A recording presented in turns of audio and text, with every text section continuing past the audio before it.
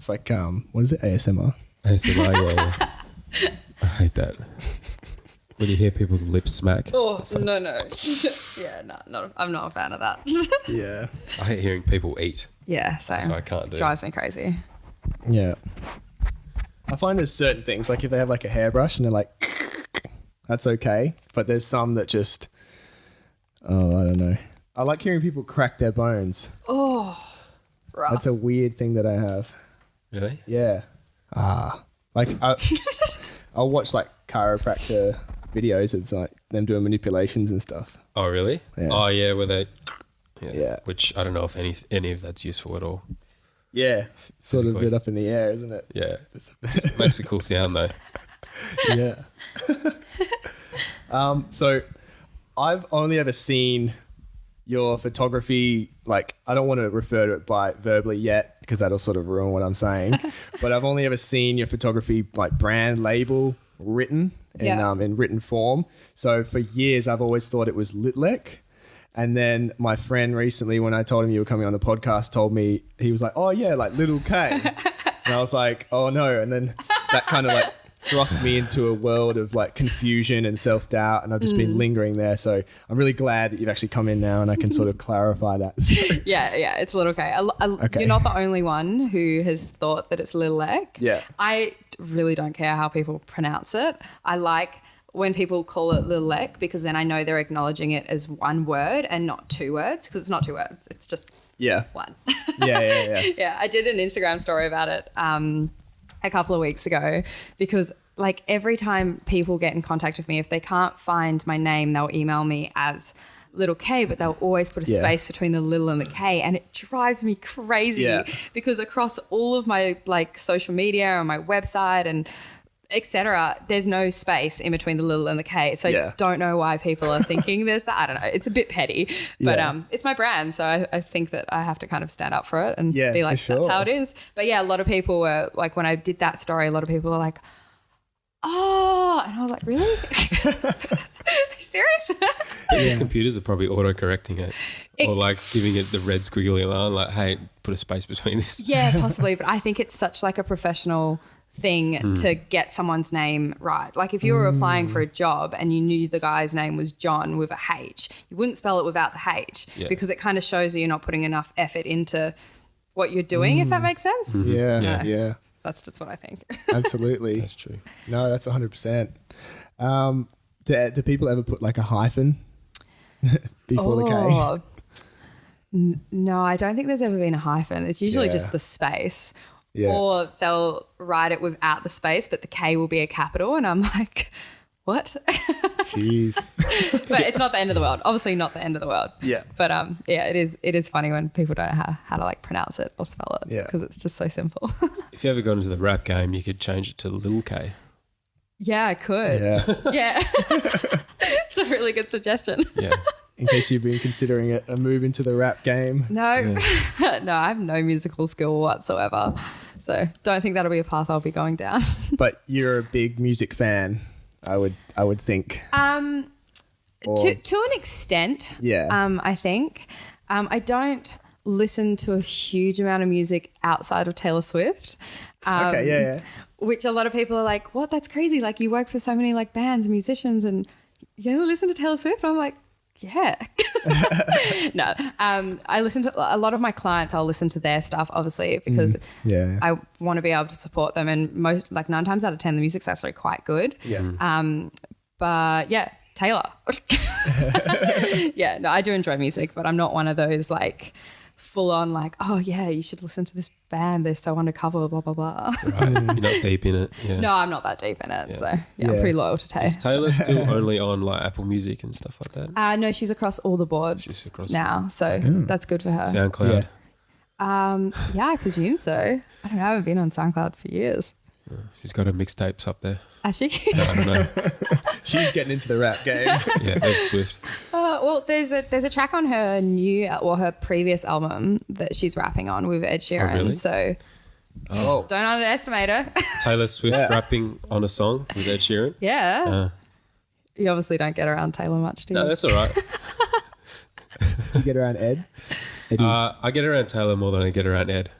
Love that. Yeah. Yeah. I don't know what. I probably do as well, actually. Get around. That's if we're footy lads. Yeah, I really get around, Taylor.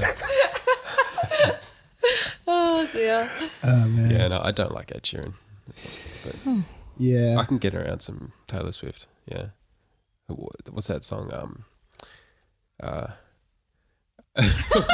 What a shit question. What's that Taylor Swift song? Which one? Yeah. All of them. I like all of them. Yeah. Yeah. Shake It Off. That's it. Shake It Off. Yeah, Yeah, that one. Yeah, that's Yeah. a good I one. like that song. I like the one that she did that was allegedly, I don't know, about Harry Styles. Style. Yeah. Oh, yeah, that would be it. Yeah. Well, like a lot of 1989, a lot of that album was thought to be about him, but Yeah. you'll never know. Yeah. She holds her secrets close to her.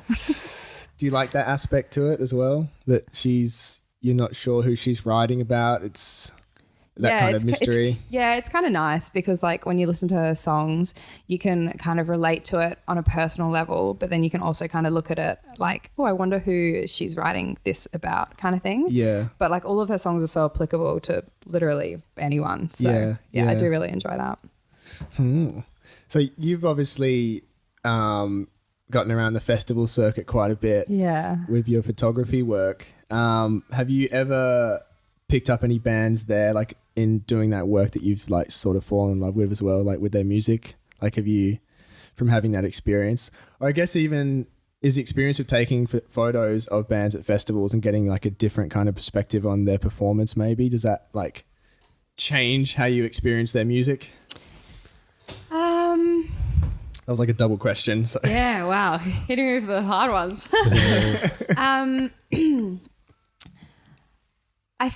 I don't think I've ever worked for someone whose music I haven't like enjoyed listening to Like live. going into it? Yeah. Yeah.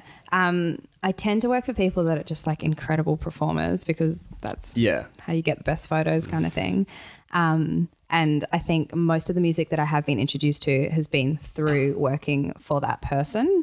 Probably one of the best people that I've seen perform live was at Grooven a couple of years ago.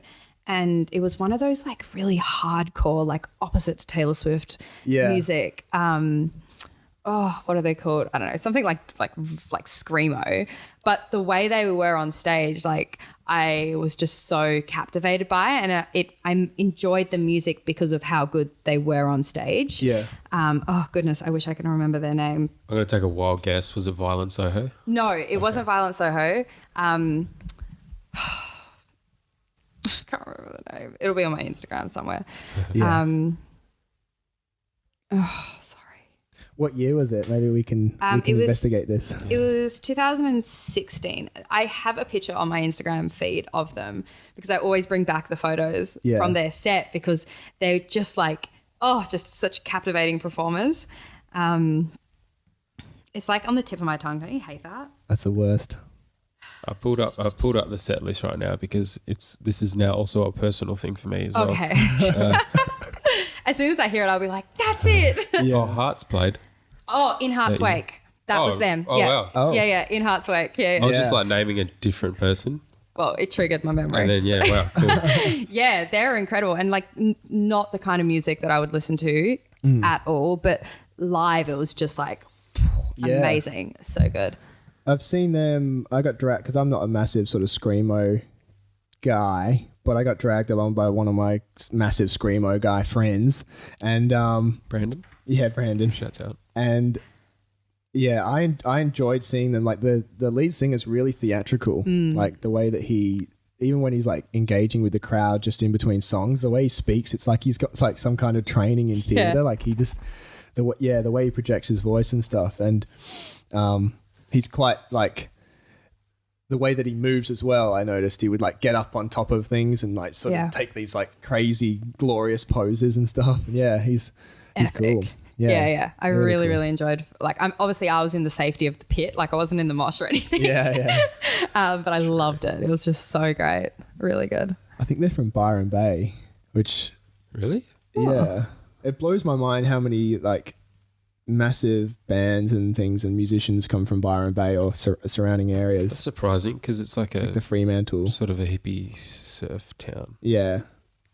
They have that sort of vibe about them. They're like a screamo band, but they got a bit of a like all their albums are like I know there's one I think called like Earthwalker, which is like sort of the artwork is like this like gigantic kind of like Aphrodite looking or Gaia looking kind of like Mother Nature figure, and it's just all like green, and I think they have like a lot of influences around like sort of the environment and that's cool. Who would have thought, hey? Yeah. And then you hear the music and you're like, what is this? Yeah. But people love it. So, yeah, each to their own. Yeah, for sure. It's cool that you mentioned Hearts, though. Like, have you ever seen Hearts play? Maybe you saw him at I think I would have seen him at Grapevine, yeah. Yeah, he's an absolute machine. He was invited to go and jam with Prince before he passed away. And yeah, just shreds on the guitar. It's just him up on the stage by himself, and he's just shredding. It's incredible. Yeah. Illy was listed after Hearts as well. So yeah, that was the year that I was on tour with Grooven, so it was just like such an like incredible experience. Just every second of it, I was just the whole country. Yeah, the whole country. Yeah. Wow, man. Yeah. I still don't know how that really happened. But yeah, oh God, it was the most intense 3 weekends of my life, but just like every second of it, I was just like smiling ear to ear, because I guess that's something that like when I started my photography, that wasn't even a possibility, because that's such a high goal to have as like a 19-year-old that's never shot a music festival before. Yeah. And then to do that when I was like, I think I was 20 or 21, it was just like, amazing. God, so good. Damn. How did you start out then with the photography? Like, what was the first sort of, where did you find that interest in photography, I guess? So in high school, I always just had a camera on me kind of thing. And then it started like quite naturally, I guess. Like we would be, because I went to boarding school, so like weekends for us, we would normally like go out with day students and like go to house parties, just like normal kind of like Fremantle teenager stuff. Yeah. And at these parties, like I always felt like I didn't really like belong, just kind of like standing there with like a group of people, like I wasn't very cool. But when I had my camera, I then felt like I had a reason to be there and a place, and it also allowed me to kind of like jump between groups of people and kind of like disperse a bit more. So it started just from like shooting like barbecues and house parties and like beach parties and stuff like that for my friends. And then from that, I'm trying to think when my first, in year 11 or 12, my mum took me to a blues festival in Bridgetown, and I took my camera, and that was like the first time I'd kind of shot music. And then I went to Hyperfest, and I like snuck my little camera in. And Hyperfest for me was just like that moment where I was like, I love this. Yeah. Like, I don't want to be a punter. I just like, I could not take my eyes off the people on stage and the lights and the atmosphere. And I just knew that it was something that I wanted to take photos of. And it was such an epic year. It was when they used to do it back in the old Midland train warehouse thing. Like ages ago. And I remember they had like Illy and San Cisco and architecture in Helsinki. And it just like that day just completely, right? Just completely opened my eyes. And then after that, I was like relentless. I was like, this is what I'm going to do. And it was around that time I started following a Perth photographer called Sarah Barber. She used to be Raised by the Wolves. Yeah. She is killing it now. She like lives in LA or between LA and New York, and she did that Sex and Takeout series. I don't know if you've seen that. No. Oh, that sounds good. Amazing. And she does all this incredible work now. But back then she was doing house parties and she was doing festivals, and I think she was like 4 years older or something than me. So I'm like a little 16-year-old like looking at this girl doing this, being like, wow, yeah, I can do this. But I couldn't until I turned 18, because like couldn't get into anywhere. So literally as soon as I turned 18, I just started sending emails to everyone that I could think of, magazines, blogs, newspapers, events, company things, I don't know, just anyone. I was just like, hi, I'm a photographer, like please hire me. So many emails.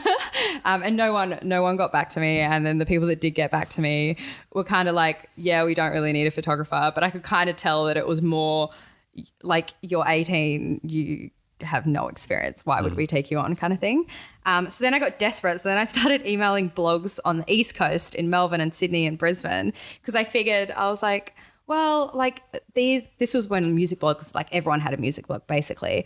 I was like, well, they're all East Coast based, so they're not going to have links in WA, and that would work perfectly for me, and that would work perfectly for them. And luckily one of them straight away, like straight off the bat, was like, yep, awesome, great. And then the next weekend I was sent to my first job with them, which was Alison Wonderland. Wow. Her first warehouse tour at the tiny little shed in the Claremont Showgrounds. I didn't know who she was. I didn't know that she was a she. I didn't know what kind of music it was. I was just called up probably, I think it was like 2 days before, and my boss was like, okay, like, hope you don't have plans because I need you to shoot this gig. And I'd been booked every single weekend for the last 2 months, and that was my first weekend that I didn't have a booking. And I was just like, thank you, universe. So I went along and I had no idea what I was getting myself into. So I shot that, and I don't know if I'm allowed to tell this story. Oh, it doesn't matter. I will anyway. You can choose whether you keep it or not. So basically one of the group's businesses, companies in Perth that I really, really wanted to work for kept knocking me back. And I was pretty relentless because I was like, I know this is what I want. Like, I'm not going to take no for an answer. So I get to the Claremont Showgrounds and I walk in, and it clicks that,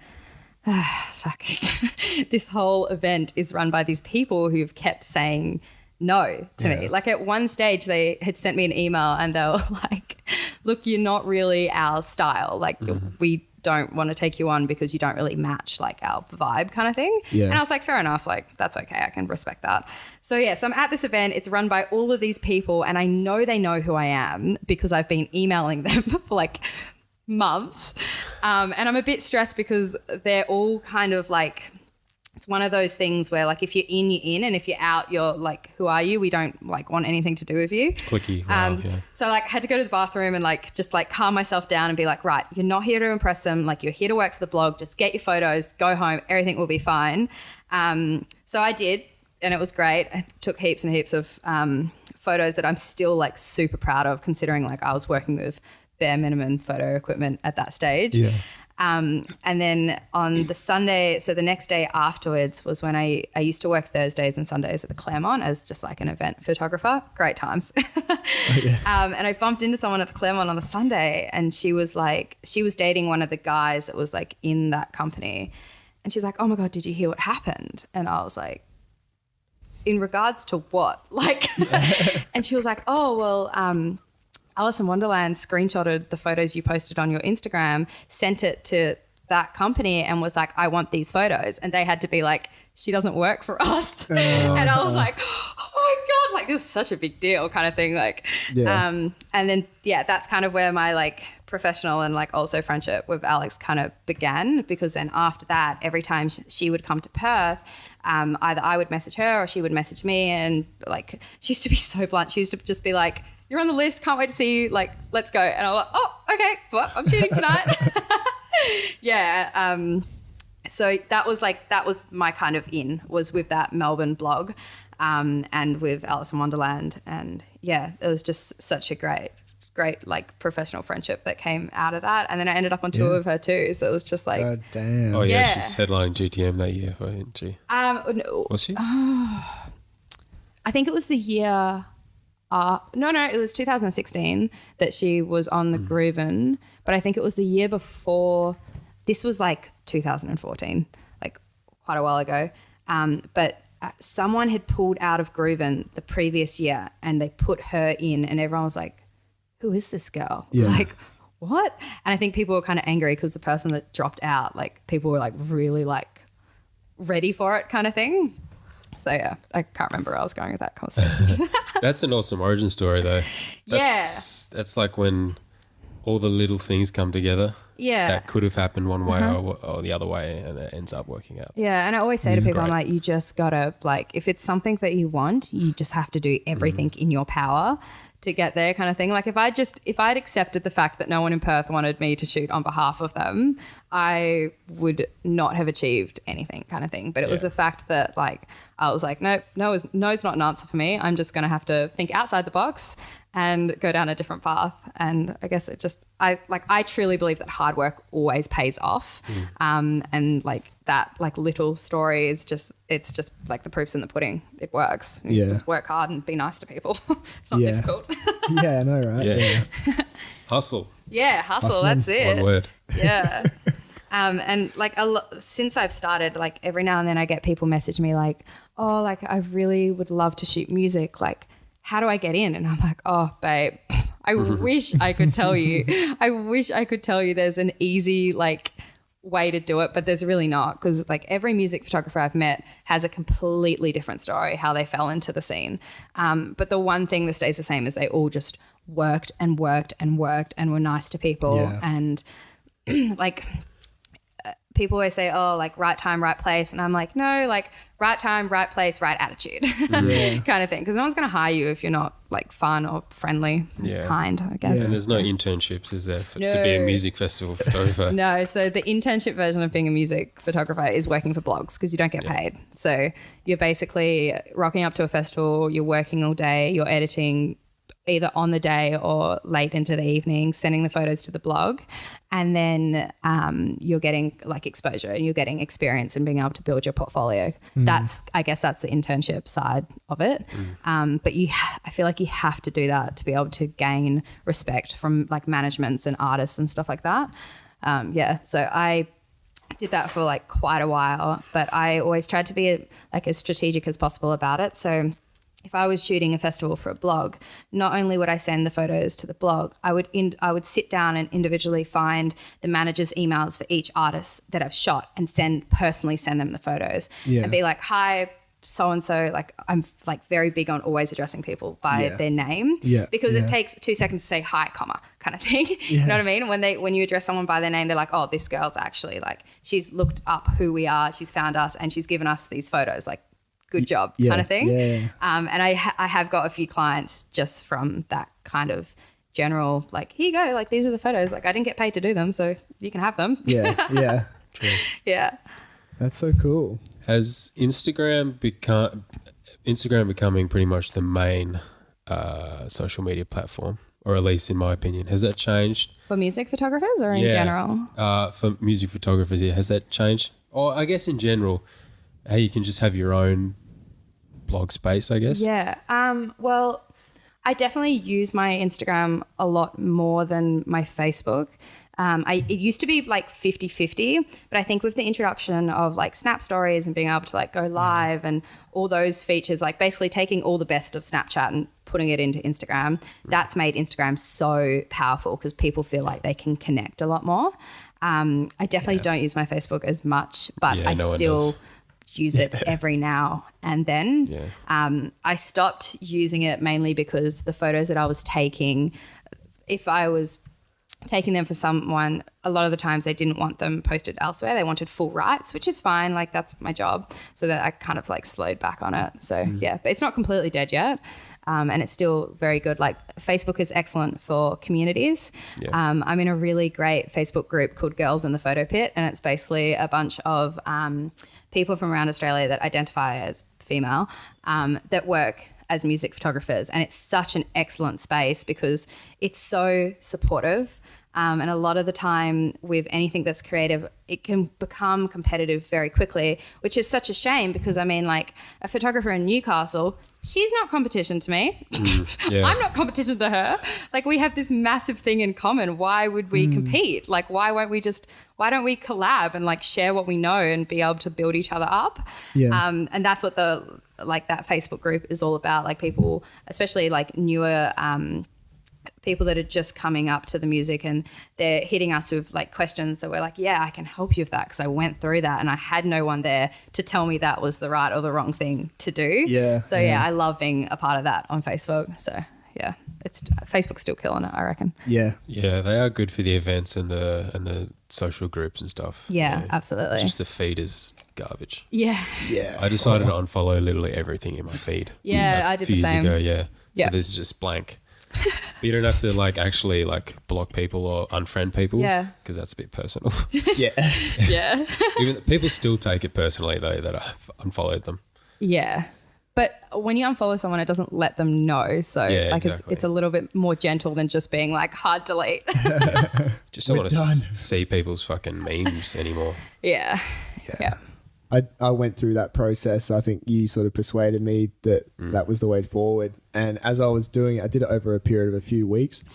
So as I'm unfollowing these things that are really annoying, it narrowed down the amount of stuff in my newsfeed. So I kept seeing more of the stuff I didn't want to see. Oh. It kept bringing to the surface all this crap. And it just, I got a real sense of like, just how deeply entrenched I was in this bullshit. Yeah. You can go, there's a I'm out. section in Facebook, I probably told you this, but where you can go and like, it's a list of all the things that you follow and you can just manually tap each Yeah. one. Yeah. It's like a little bubble thing. Yeah. Yeah. Did you like I go went through the that, feed? but, Oh, you went but there through was that, so okay. much. So I was just like, I'd do like, X amount, and then I'd be like, okay, like this is exhausting. And then Oh, I'd because come back to it. so many things Yeah. followed, yeah. I was bad. Yeah. Damn. No, it was pretty bad. I'm in love with the interface of Facebook though. So it's kind of upsetting that it's kind of fallen on the back burner a bit compared to Instagram. I'm still loyal to the interface. I don't know. I don't mourn for it. Yeah. Nah, well, to be honest, Facebook will never die because it's Messenger, it's terrifying. events. Like people Yeah. are not going to say no because no one carries a diary. I carry a diary, but Yeah. just super organized. But like most people will rely on their Facebook for their social calendar. So Yeah. I honestly don't think Facebook's going anywhere anytime soon. Yeah. Instagram's killing it though. Yeah. Yeah. Oh, for sure. Very, very smart company. That's for sure. Yeah. And I've been considering Twitter lately just because I've been doing research for a lot of the guests that we've got coming up, and I'm finding that a lot of them, particularly people that are in like science related fields and stuff like that, they love their Twitter and they go on there and put so many articles. It's like the information that I can get on that person is very accurate and up to date.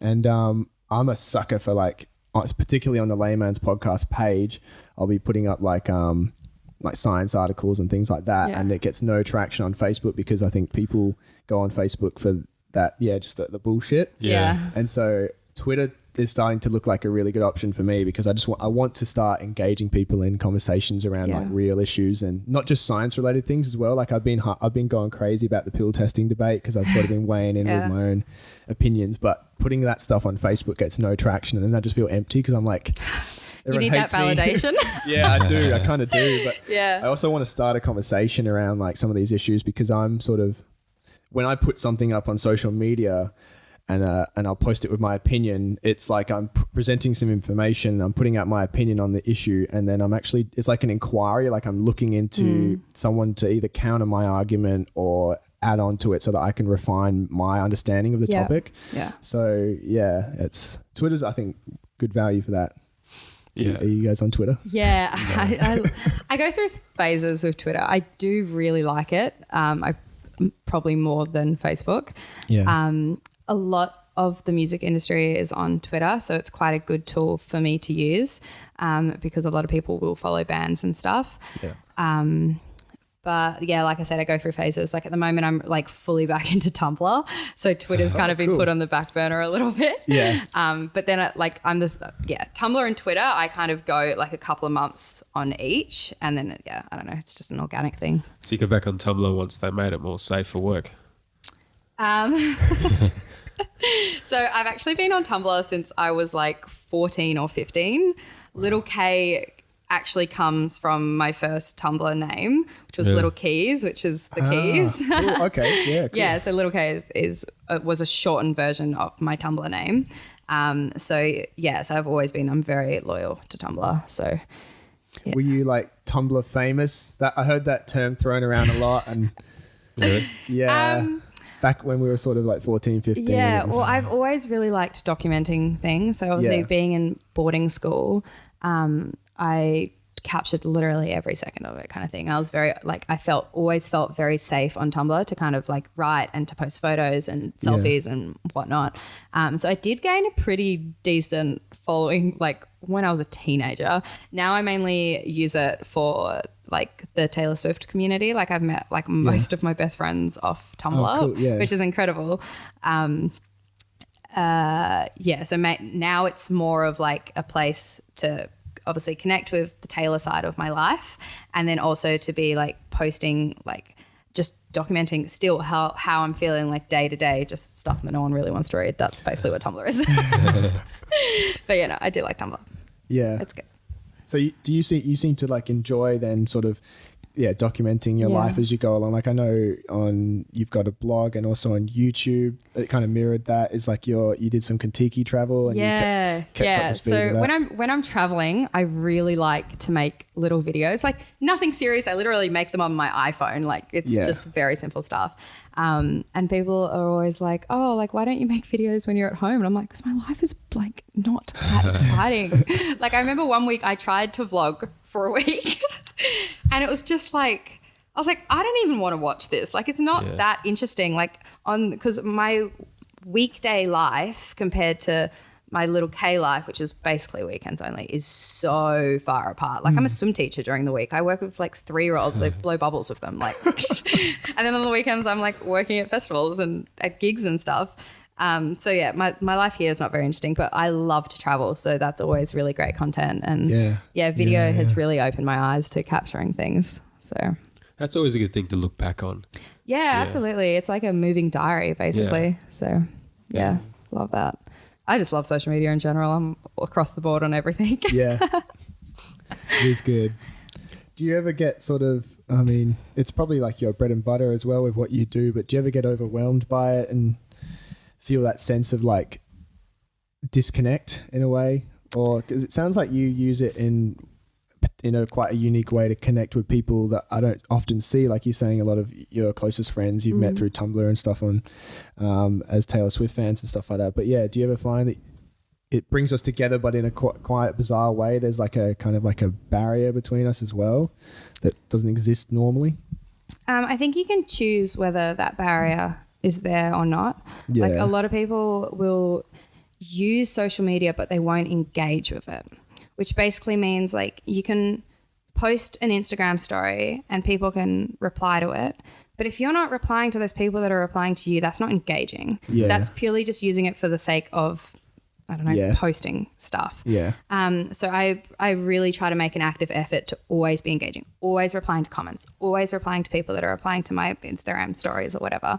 And I'm also very conscious of how easily social media can kind of affect someone. So I'm very conscious about who I follow. I don't follow any accounts that make me question myself or doubt myself or make me feel any less than what I am and who I am. And I find that's very helpful. It's very empowering to have people on your feed that are like, not like lifting you up, but like making you feel good about yourself or making you feel good about them. So like I don't follow like bikini models or anything like that. Yeah, neither. No. Yeah, like nothing against them, like proud of them, that's fine. But I would rather be seeing people that are working hard and killing it and that are super talented, and that's more my kind of Instagram feed. Yeah, the Discover page is full of that. I don't go on that. But I've also found, because I study PR. I'm in my last semester at the moment, and so I'm fascinated by social media. Like I wish I could just do a whole degree in just like SM. But I found with the Discovery page, it mirrors what you're clicking, whether you're conscious of what you're clicking or not. So I went through it the other day. I started clicking on things that were only quotes. So like no picture, it's just like a pale pink background with some cliche Tumblr quotes smacked on it. Yeah. So I started going through and only opening those, because you don't have to like it for Instagram to know that you're looking at it. You just have to click it once and get it big, and then Instagram's like, she likes bikinis. Let's hit her with more bikinis. Yeah. So yeah, and it does mirror what you're clicking, kind of thing, not I mean, obviously what you're liking too, but yeah, what you're actually kind of where your finger's going. So my whole discovery page is pretty good now. I don't have many toxic things on there anymore. It's basically just like quotes and cats, and I'm like, yes. Yeah. Mine's fucked up. I don't know how, because the only things I follow are like health and fitness things, not like bikini stuff, but like nutrition stuff. Yeah. And a couple artists, and it is just like dudes with their shirts off, like roided out dudes. Instagram's like, we're going to make you insecure. Yeah. Oh, yeah, it does too. Yeah. Even some of the women there are like fucking jacked. Yeah. And this one isn't like particularly bad, but it's like bizarre. It's like there's a lot of gay meme pages in my Discover page. And I'm like, how do they know something about me that I don't know? Oh, man. Whoa, okay. Yeah, it is pretty interesting. Yeah. If you meet someone, you should always ask to see their discovery page, and then you'll be like, Yeah. I know who you are. I get a little gist of who you are. I kind of want to look at it. For you, was it like, did you have to make a conscious effort to like develop your Discover page to be the way that you wanted it? Like if you went in there just willy-nilly and just sort of let yourself go a little bit and clicked on random things, would it look the way you're describing it, or would it start to sort of trend towards like maybe start to represent like a part of you that like, you know, like your insecurities and stuff like that? Like it would start to become that like... I tell you, as soon as you click one photo of like a tanned girl on a beach, then boom, goodbye quotes. It's girls only. Yeah. Because I'm going to go into mine like after this and look at it, and it's, to me, it's going to look like the darkest corners of my psyche. Like it's going to be like, these are the things that I'm looking at when I'm like vulnerable or weak, and I'm not thinking about like, I'm not like, I don't know, like aligned with my values. Yeah. Because I think we kind of like shift away sometimes. But yeah, that's fascinating. Yeah. See, I don't really like, I don't click the discovery too often. Probably more now that I'm only getting like art and quotes, because it's something that I actually like. Yeah. And I like to be able to find other like drawers and stuff on Instagram through that. But I try not to spend too much time on it. So yeah. Don't want to get like sucked in. Just got a minion meme that's come up on my explore page. Can I see your explore page, or is that like too personal? No, you can. I don't care. You scroll all the way to the top. Let's have a look, see. It's not too bad This is today. actually pretty exciting. Usually there's more ripped dudes in there. I see what you mean, yeah. A little bit of food. There's heaps of soccer stuff because I like watched one video. And now it's like, no. you love soccer, dude. Do you actually like soccer? Do you follow EPL or anything? Sort of. Like, I don't really watch any games, no. I just watch highlights.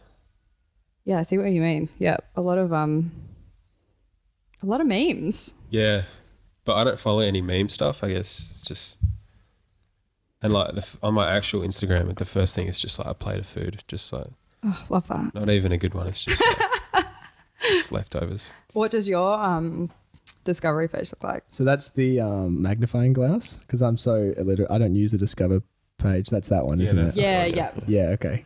I don't know. What do you reckon? I don't use that page. So it's only if you're in there clicking on things, it'll start to sort of customize to your preferences. Yeah. Okay, yeah, I really don't use it much. So just is what it is. It's very different to yours. A lot more girls and a lot more animals. Animals. And a tiny grating. I don't know if that's weed or not. Maybe. I don't know. I don't know. Yeah, what is that? The grater's like this big though.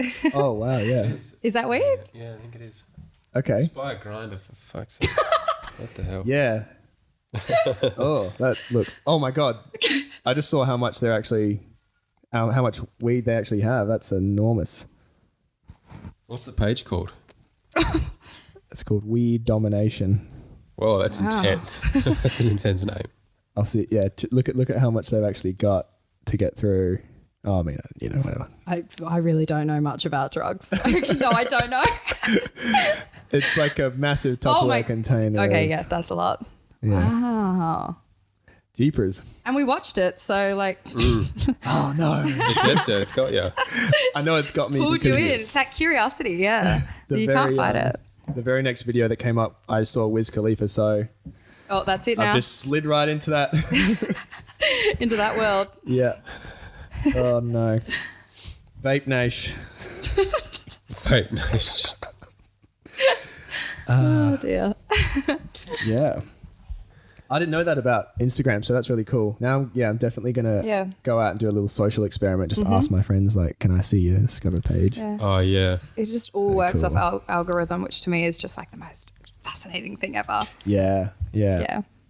Algorithm, yeah, that's a bit scary because there's a whole thing about YouTube, all that controversy about YouTube, isn't there, right now?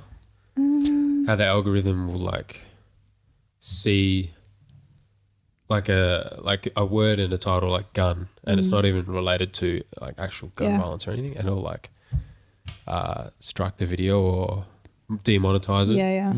Just how Restrict the algorithm is. I think Just that's kind of non-discerning. important though. And like Tumblr's just Yeah. recently done a very similar thing. But like they have to, like it's 2019, you can't have everything completely uncensored. Yeah. Like these companies have a responsibility to be making sure, I mean, obviously they can't fix everything, but I think in a way that is a good thing. But obviously the algorithm really needs to improve. Like I had a photo from... Oh, it was so random. It was a photo of me standing on a street when I was like 15, fully clothed, like nothing wrong with this photo. And it got flagged on Tumblr. And like Tumblr's pretty good because you can appeal it straight away. And it was fine once it was appealed. But obviously like it'll get better. Like the more posts they flag and take down because it's inappropriate, the better the algorithm will get. It's just one of those things that takes time. It's a teething problem. Yeah, exactly. So, yeah. Little baby algorithm. Yeah. Baby AI. Yeah, I don't know much about. I didn't know anything about that YouTube thing though. It's a huge thing on YouTube. Like YouTube has its own like subculture, its own drama and stuff like Massive community. Yeah. Yeah. Not fully in it. Only when I travel. that. Like dedicated channels to YouTube drama. Wow. Hectic. Ooh. Yeah. That's a rabbit hole. Yeah. Yeah. A rabbit hole within a rabbit hole. Yeah. Oh my God. Have you seen Lil Michaela on Instagram? Yes. What is going on there?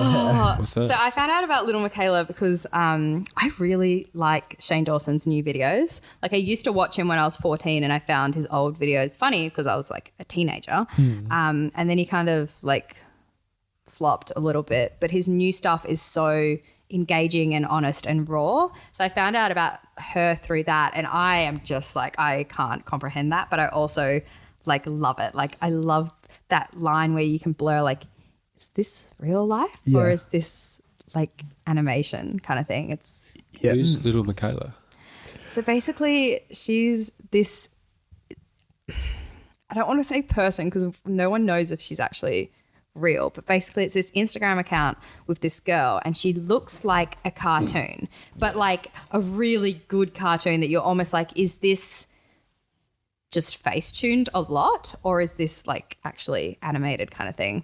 Is this Instagram? Yeah, but apparently there's a lot of conspiracies, not a word, conspiracies about it. But apparently she is a singer or something, and it's like a way to kind of build hype about it. So I mean, it's again a rabbit hole of her. It's crazy.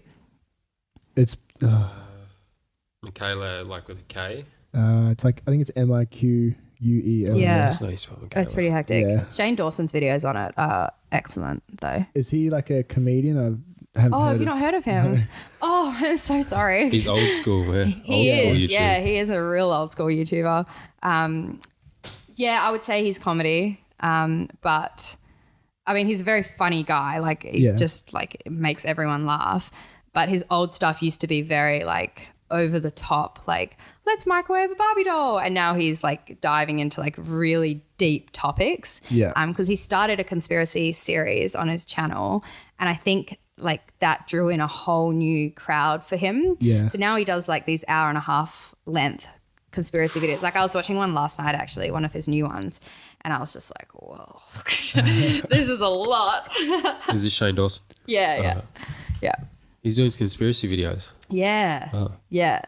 Like what kind? Like way out there or like? Literally like everything kind of thing. So like one of my favorite ones is the Avril Lavigne conspiracy. Oh, I don't know if you've heard about that. No. Hectic. So some people think that she passed away and they replaced her with someone, or that she was like brainwashed. Because if you look at photos of her like before, like skater boy era to now, very different. And there was also a period where like her voice completely changed. So a lot of people were like, something's going on here. Yeah. But I mean, recently she's come out, and I think she was quite sick for a while. That's why she stopped music. So I think that kind of blew most of the conspiracy theories. But but yeah, if you're ever looking for good videos, Shane's new ones are excellent. I'll get around that. Yeah. Oh my God. I'm about to embark on a not conspiracy, but it's like a fan theory sort of thing about King Gizzard and a lizard wizard. And I'm not going to be able to explain any of it, but essentially it's this this fan's basic, because they like relentlessly release albums. Like they've got like 12 albums, I think. This fan's like put together this whole like explanation of how all the albums kind of tie into each other into this like Gizverse, and it's like this like constructed universe that's like, or it sort of includes all their music and the lyrics and all their graphic design and these like crazy artworks that they produce for their albums and stuff like that. And it's just this massive like world that they've created. And apparently it's like genius, and like they've thought it all out. And apparently like when they first started the band, they'd had all their music planned in advance and all these crazy things. Yeah. This is a conspiracy, or? It's like, I guess like sort of like a conspiracy, because it's like they're suggesting something about the band and it's not certain, but yeah, I've got the link. Someone sent it to me recently, so I'm going to get stuck into that when I could believe that, because they got that Grateful Dead vibe, just that weird out there, because they do that whole touring thing. Yeah. Yeah. They're an absolute, according to Declan, they're like an absolute enterprise, just churning out, like they're putting on like, they've got the Gizfest festival, and they're just merchandise sales are through the roof, and they're just like absolute. It's weird to see that, I think, with a band. I guess at the end of the day, they are a business and they're there to make money, but it's like when you hear about them operating so efficiently like that, you're like, oh my God. Yeah. It's interesting what you said though about with little Michaela, like blurring the line between reality and like this animation or this cartoon. Like I get that in a big way. I don't know if you've seen the show Nathan For You. No, I haven't. I get that in a massive way with that. Or like, so he's sort of like this comedian. He goes to businesses and he like struggling businesses and like suggests like really obscure solutions to their business problems. So like, for instance, one episode he goes to a electronics store, this guy that sells TVs, and he realizes that they're not selling enough TVs because there's a big Best Buy nearby that's like just killing it. Yeah. And so what they do is Best Buy has like a price matching like guarantee. Yeah. So he gets the electronics store owner to drop all the TVs to $1 for one day. And then the idea is that he hires like 10 people on behalf of the electronics store owner to go to Best Buy and get them to price match and buy all their stock for $1, and then come back and sell it at the electronics store. And then to combat people from coming into his electronics store and buying his TVs for $1, he puts a strict dress code on that day. So you have to wear a suit and tie and everything, and like be like in a cocktail attire. And then once you get in, if you actually are dressed appropriately, you get into the store, he put in like a fake wall with a tiny door. So you have to go through this tiny door to then get into another room where there's a regular sized door. And then you open that door and then there's an alligator on the ground and then the TVs are there. So it's like a deterrent. A real alligator? Yeah. That's wild. I love that. Yeah. That is such good PR. Yeah. And Best Buy, a legit price match? They wouldn't honor the thing. So they wouldn't do it. Yeah. Could have worked in theory though. I mean, like, is that not how Fire Festival started? So creating a hype. Yeah, exactly. Have you seen that doco on Netflix? Yeah. That blew my mind. Excellent. Yeah. Love it so much. Apparently there's a second one. A second doco? There's a different documentary on HBO. Because apparently, I haven't actually even seen it, but I've heard this a lot on several podcasts. The Netflix one was made by Fuck Jerry, who did the marketing for Fire Festival. Oh, yeah. So they painted themselves in a good light, even though they themselves were implicit in a lot of it. Yeah. And apparently the HBO documentary, which I don't know how to get that here, is a lot more scathing. Interesting. I'll have to watch that next though. Yeah. Yeah. But I mean, Fire Festival was so interesting because they literally sold a concept, like something that wasn't even real. They just Yeah. like the idea of something. Fascinating. Because that's Fucked up, but fascinating. Yeah, that's more important to people sometimes. It's Exactly. Yeah. Like you're not selling a festival, you're selling an Instagram opportunity, basically. Yeah. Oh yeah, totally. Yeah. That was unbelievable. And at the end, like spoiler alert, are you cool with are you talking about the end? I haven't seen any of it. The ending was excellent. It tied it up so well. Yeah. I was sitting there and I was just like, this is so good. Yeah. Yeah. I need to watch it then. Yeah, I won't say anything then. Yeah, definitely watch it. Yeah. And I think that other one, the HBO one's on Stan. So Oh really? yeah, I'm definitely going to watch They that. connected. They connected Stan and HBO. Yeah, Stan will have like a few HBO shows. Yeah. Yeah. They've got quite a lot of them. Stan. Damn. But Weird name. yeah, the Netflix one really painted, what was it, Billy as like a real bad guy. And yeah, they were quite soft on the marketing dudes. And they had a lot of those kind of like one-on-one like conversations, and it was a lot of the marketing guys commenting on what Bill was orchestrating. So yeah, I can see why it was quite sort of biased against. Yeah. Oh man. So that fuck Jerry, they just kind of steal memes. They do that whole thing where they steal memes and just put it up as their own content. Is Like, that I kind of believe they're a bit scummy. yeah? Is that somehow related to that Jew guy? Like, I'm not being like The fat Jew? derogatory, but that's what he called. Yeah, the fat Jew.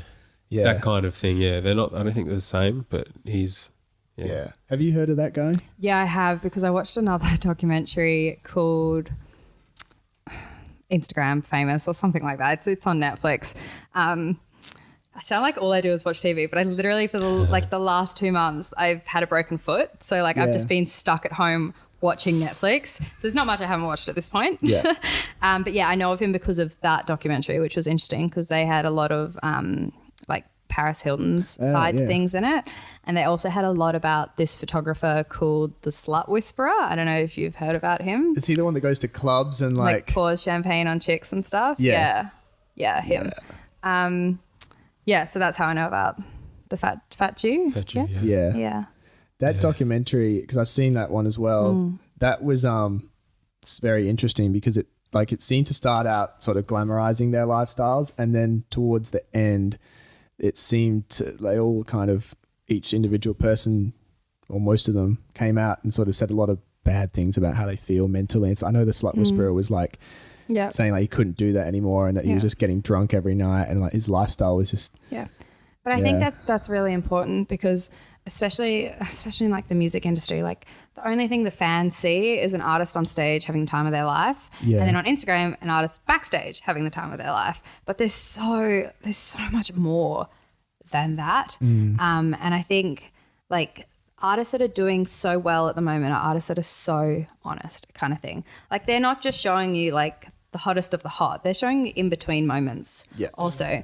And that's getting them a bigger following because like even though the Kardashians have thousands of followers, people follow them because they're glamorous. But there are other people that have so many followers because they're just honest, and people want to be able to connect with someone and be like, oh, I'm not the only one that goes grocery shopping kind of thing. Like someone that I admire also does that, and I feel more connected to them because I can relate to that. So like it's kind of like two completely opposite things that will draw followers in. But for me, I always think that like that honesty, that raw side of it is what gets people to stay, basically. Yeah. Is there such a thing as fake honesty as well, where people see that and try and force relatability? I think it's people that really do have people that do everything for them, but then they just sort of post about how I don't follow anyone like that, so I wouldn't even know. I think it's quite easy to tell if it's fake kind of thing, because if it's something that you do also, you're like, that's not how that works kind of thing. Yeah. Like Mark Zuckerberg style, just like where they don't. It's Like uncanny valley where they seem just a bit off, just a bit not real. even the way he drinks water. Yeah, You're not doing that right. How's it? Stop lying to us. You. How did he do it? He's just like, Oh yeah, he was. let's be real. You you run off like motor oil or something. You're not human. Yeah, it's called coffee. Yeah. I run off that too. Yeah. I like that. Well, I don't like it, but that fake kind of everything's perfect, idealistic representation on social media. I definitely think that is perpetuating this problem, like mental health problem, and the prevalence of depression and anxiety. Because I think people, on an individual level, what you have to compare with that is like your entire life. Yeah. The good and the bad. And as particularly there's some kind of weird psychological mechanism, I feel, where if you're looking at someone who's got this idealized lifestyle, you don't tend to compare yourself, the good things that you possess, with their lifestyle. You tend to compare the worst things. I don't know why we tend to do that, but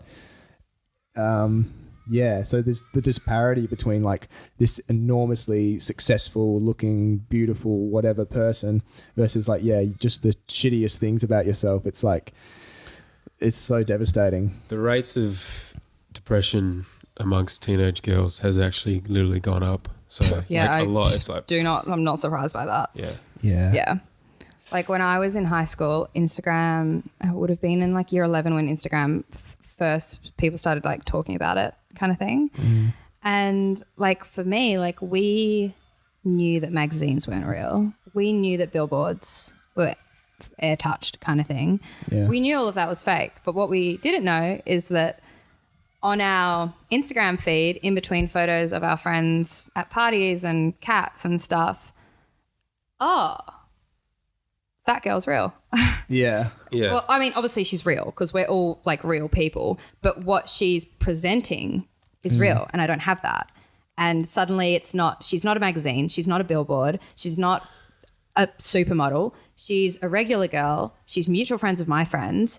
And then that was like before that kind of influencer thing started. And I think that's what's so dangerous for the younger generation. I don't want to say just girls because I know that boys struggle with it also, is the fact you're holding something in your hand and it's harder to disconnect between what's real and what's not when it's mixed in with everything that is real, which is your friends and your family on social media. Yeah. So yeah, I just think it's just dangerous, and it worries me so much because I could not imagine going from like age 13 to age 18 with social media how it is today. And that's something that I always try to keep in mind when I'm posting on my own Instagram is if 13-year-old me was looking at this, how would she feel, kind of thing. That's super important to me. And I think a lot of I don't know, influencers, Instagram people don't take that into consideration. And I think that's where it can get very dangerous. Yeah, because they probably are on your page. Oh yeah, absolutely. Yeah. Like you can see in your insights, I can see that I have a really young following and I don't want to be promoting something that I wouldn't have wanted younger me to see, kind of thing. It's kind of like that quote. It's like, be who you needed when you were younger. That's super important to me. Like I still post bikini pics and stuff, but I'm doing it because I'm confident in my own body and I'm confident in my own skin. Like I'm not asking for validation. I'm putting it out there because like size 14 girls aren't posting bikini photos. Don't know why. Like we're hot. We look great. Yeah. So yeah.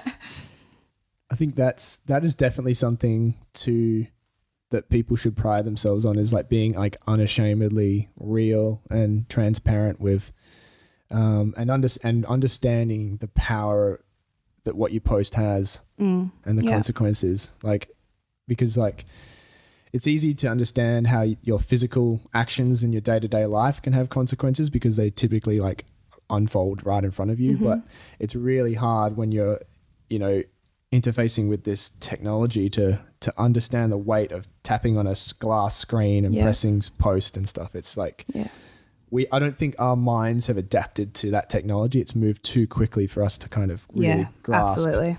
That's a really good way to put it. And I think it, like, obviously, like the older I'm getting, the more I'm learning about it and learning about how I want to use it. So the last major injury I had is I ruptured my ACL probably like 3 years ago. So I had a full knee reconstruction, and I shot a festival like 2 weeks out of surgery. It was the stupidest thing I've ever done in my life, but like I just can't take no for an answer. I was like, I'm not missing out on Laneway, I'm doing it. Yeah. And I remember throughout that whole process, I documented it on Tumblr because I felt safe there, but I hardly put any of it on my other social medias because in a way I felt like me being injured was an insecurity and it wasn't something I wanted people to know about. Whereas this time around with my foot, everyone knows I broke my foot. Like cool. I had the fake like leg thing because I couldn't weight bear on it, and I just fully embraced it. So I was like, you know what, this is the reality. Yeah, I'm in Bali. Yeah, I'm still swimming, but I'm also got this thing connected to my leg because I can't walk on it, kind of thing. Yeah. So yeah, I guess it's an age and a confidence thing also. But how'd you break your foot? Well, long story. Look, it's not as glamorous as when I ruptured my ACL skiing. But a group of my best friends, they're doing the Rotoswim in a couple of weeks. So I offered to do like some team photos for them down at the river. So we did that one evening. And then we were like, oh, it's Mexicana at the left bank tonight. Like, let's go, because I live in Frio. Yeah. It's like, let's go back to mine. We'll have a quick prees and then we'll Uber in. And I literally never wear high heels. Like I'm such a sneaker girl. I feel so much more stable and grounded. But like a minute before the Uber came, I was like in a little pink dress. And I was like, oh, I'm feeling myself tonight. I'm going to wear heels. So I put some heels on. Yeah. They're not even big. They're like $5 Kmart heels. Very mum-like. We get to the left bank. And for some reason I decided to jump over a retaining wall about this high. Because I thought I was wearing sneakers. Right. So I landed on the ground and my foot just went and I'd had a little bit to drink. So, I mean, obviously, I don't know. Have you guys worn heels before? Ever? Yes. Okay. No. They're not comfortable. Comfortable heels do not exist. Like, don't listen to anyone that tells you that is a thing. It is not a natural way to have your foot at that angle. Yeah. So I was like, oh, like it's sore to wear them anyway. I'm sure I'm fine. I'm sure it's just sprained. And then the next morning when I woke up, I couldn't walk on my foot and I was like, oh no. Damn. So I went to the ED and got x-rays and they were like, yeah, you've snapped her. And I was like, excellent. The very start of summer, I was like, oh my gosh. And then like a week later, my whole family flew to Norway for Christmas and New Year's to go skiing. And I'm like at home, can't walk, can't drive. Would you have Just gone bloody broken foot. if you didn't break it? No, I wasn't going initially because I'd booked a trip to Bali for my birthday in January. So I couldn't do both kind of thing. And I wanted to go to Bali with my friend instead. So yeah. Damn, that Love retaining that. wall. We love that. I don't know. Like my friend scaled it, but my friend is also like very tall, very athletic, a high jumper. And I'm 5'3" and very optimistic about things. Yeah. So yeah, I don't know. It was just one of those things that happens. It was a bad decision, but we're all good now. I got my moon boot off yesterday and I'm a bit limpy at the moment, but apart from that, it's fine. Yeah. Time heals. Yeah. Time heals. Yeah, never wearing heels again. I'm only investing in sneakers from now on. Yeah. Yeah, same. Yeah. Yeah. I mean, you can wear heels if you want. It's up to you. No, not good for your feet. I like to keep the toes spread out. I'm not into shoes in general, so that's a whole other What are thing. you wearing? Oh, nice. Slides. Slide sort Love of that. things. Yeah. Oh, and you're barefoot. So Could be fucked. I'm in Vans. Could be fucked putting it on. Fair I enough. was going to wear my toe shoes today, but I didn't wear them. Yeah, that'd be cool. You know what I mean? Like reef shoes? I guess they're kind of like that. They look like that, but they got a sole on the bottom. Yeah. Like Right. minimalist running sort of style. Where you slip your toes into each thing, yeah. Oh, I hate the thought of that. And it's like climbed Bluff Knoll in them. Did you Did well. really? Well, the first time I did it, I didn't wear anything. Oh yeah, that's probably worth mention. Yeah. You climbed Bluff Knoll barefoot? Yeah. Did you not have shoes or like? I had How- pretty much what? the exact same thing all the way up. People passing me like, "Oh, where's your shoes?" That's I've climbed Bluff Knoll twice, and that's hectic with shoes. It's not bad because if there's nothing sharp, then you're fine. You know, the feet are pretty sturdy. You know, not mine at the moment, but yeah. Well, that's extreme circumstances. yeah. In a natural state, the feet are good. The feet are good. Yeah. That was your first time as well, wasn't it? Climbing Bluff Knoll? Yes. That's pretty bold. So you didn't really have a complete idea of what the terrain was like. You were just like, I got this. Generally, that's the thing. Yeah. Not really having an idea of what you're doing before you do it. Yeah. And then you do it. And then It backfired on me once. I went for a hike and we went too far and we got to like the service road where it's like more gravelly. Yeah. There's like, it's bitumen, sharper. Yeah. And that was bad. Like large rocks. Yeah. Ooh. That wasn't good. Did you see the light show at Kings Park? No, I didn't. Did you? Dude, yeah. That was unbelievable. Is it still on or is it stopped now? It stopped. Monday was the last night and they only do it for 4 nights, which is ridiculous because it's so good and it's just, there was way too many people. Like if they did it over a month, that would have been good. Like there was thousands and thousands. Was it ticketed? No, it was free. Oh yeah. They probably should have extended that a little bit. Yeah. The light show? What is that a thing that happens all the time or? I only found out about it literally on Monday and I was like, I'm going. All right. Yeah. But I think it's like a yearly thing at the Perth Festival, which is on now until The like... Fringe. Yeah. No, it's like separate to that. It's Is like it? I thought they were joined. Yeah, they like overlap for like a few days. Like it started like mid last week and then it goes to like, I don't know, 3rd of March maybe or mid-March. All right. There's Fringe things everywhere this year. I There's one in Scarborough love on the Fringe. beach. Yeah. Oh. Yeah. Right. Have you been to any Fringe shows yet? I've never been to a Fringe show. What? Oh man, like we're so lucky to have Fringe in Perth. Yeah. Like I like seeing considering where we are in the world. Yeah. Like so many like they have it in Edinburgh and it's huge and incredible, and we have that in Perth. And like so many people have been like, oh yeah, I haven't gone to any, and I'm like, why? Tickets are like. There are free events. Tickets are like $20-$30 on most things. It's so great. Yeah. I've seen I went and saw the burlesque a couple of weeks ago, and 2 nights ago I saw a choir in the Pleasure Gardens, which was very different to what I would normally see. And then I ended up at Lily Allen that night too. So like it was super fun. But it's great. Like the city is just vibing and there's